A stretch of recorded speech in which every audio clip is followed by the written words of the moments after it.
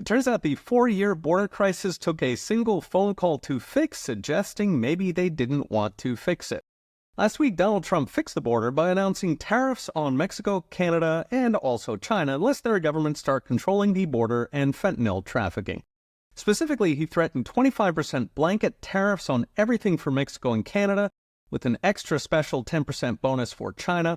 The reaction was immediate. Within 40 minutes of issuing his threat on X, Trump posted that he had had a, quote, great conversation with Mexico's president, where she agreed to stop migrant caravans passing through Mexico and promised to cooperate on controlling drugs at the border.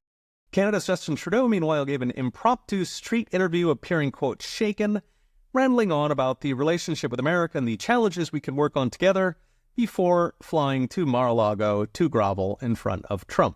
Meanwhile, the European Union, who wasn't even targeted, issued an urgent statement encouraging member states to ramp up purchases of U.S. goods to avoid angering Mr. Trump. So 4 years of carrots didn't work, 40 minutes of stick did the trick.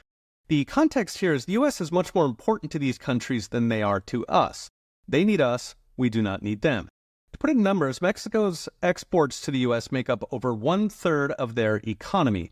But our exports to Mexico are just 1.3% of our GDP. Canada's almost as bad. Exports to the U.S. are over 1/5 of their economy, so 1/5 of jobs. But our exports to Canada are 1.4% of our economy. Even for China, we export just 1/4 what they export to us as a share of the economy. So about 1 million jobs in the U.S. are related to export to China, while 20 million Chinese jobs depend on exports to the U.S. Interestingly enough, this is the case for nearly every country on Earth. We are a much bigger share of their economy than they are of ours. Europe is the closest, and even there, we're twice as important to them as they are to us. For countries like Japan or Korea, the ratio is so far off they should be caving on every last trade issue, even before you consider the only reason they aren't Chinese peons is the U.S. Marines. Now, this all matters because it means the U.S. has enormous leverage over just about every country in the world. We can win every trade war. It's easy to forget since our globalist uniparty hasn't been using that leverage. Instead, they've been crawling around begging, say, Korea to buy American beef.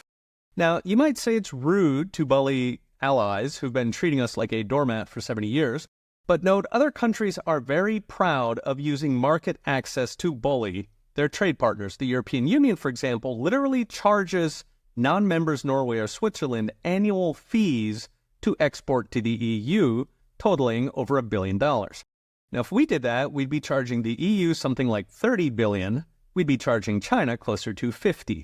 Perhaps we should. So what's next? Brought to you by Unchained.com. The U.S. has been a doormat so long, other countries feel like they own us. Trump is simply giving them a taste of their own medicine. They'll squeal, but given the lopsided nature of globalism, given how much they depend on our markets, they will back down. It's just a question of how much pain they take and how many factories they lose along the way. Okay, we'll be watching. See you next time.